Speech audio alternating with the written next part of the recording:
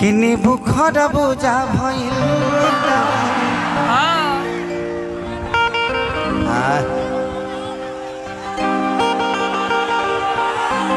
Report वाले खिदरोगा जी मामला चोली चोरी के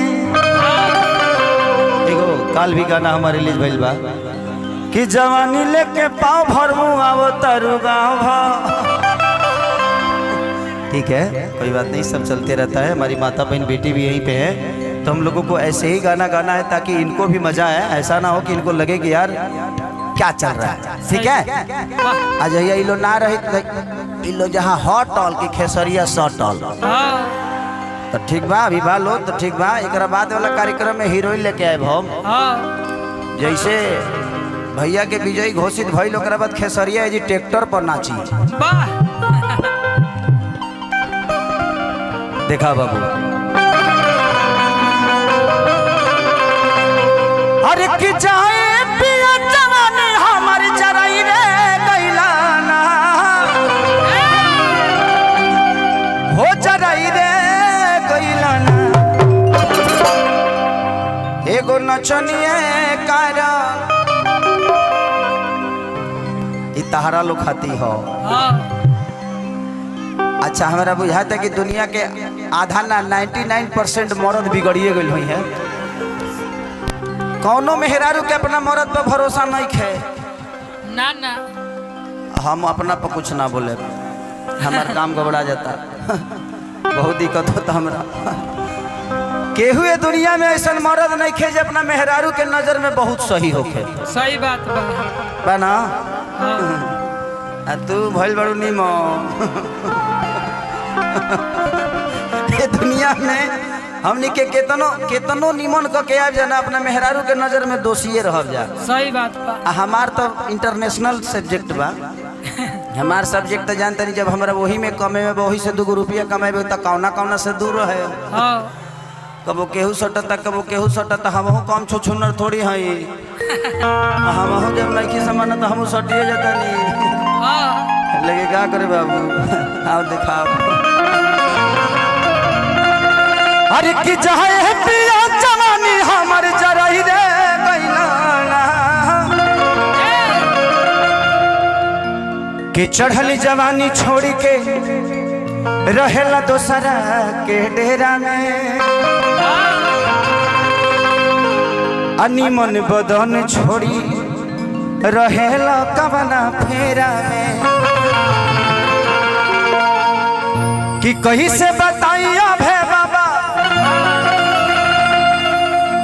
शरीर राजा ही गलते गलते हो। घरे हमरा झगड़ा भइली अखिलेश जी के चलते हो।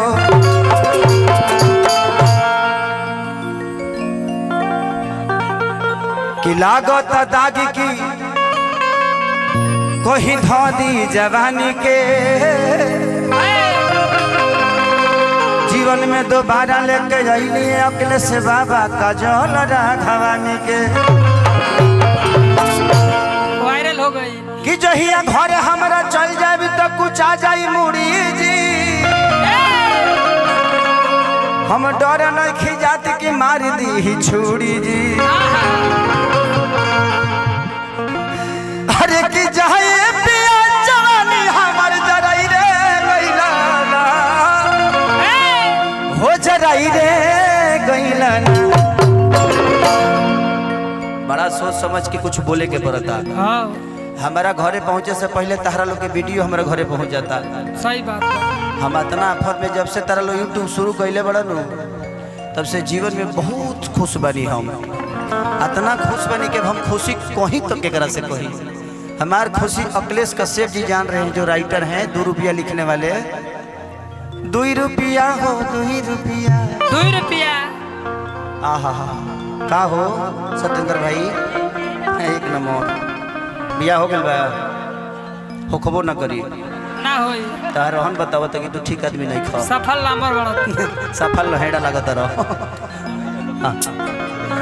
अरे भैया भैया यही जी न बानी, यही जी न बानी, कहीं जात थोड़ी बानी। तू हमार भाई हमार जान हो मर दे के रहा। हर की चाहे पिया जवानी हमर जराई रे गइलाना हो जराई रे गइलाना 1 2 3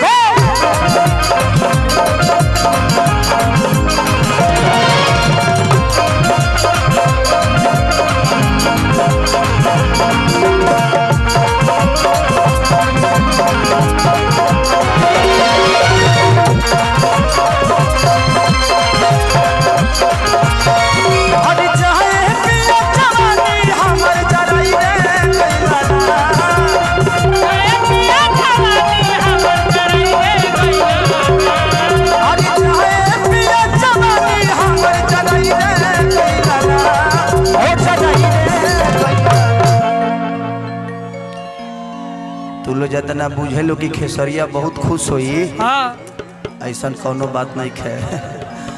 अब तू लोग बुझते बड़ो कि हम कहाँ से तकलीफ में हो खाओ होला। जिंदगी में मेरे लिए पूरी दुनिया हो सकती है लेकिन मैं अपनी फैमिली के लिए पूरी दुनिया हूँ।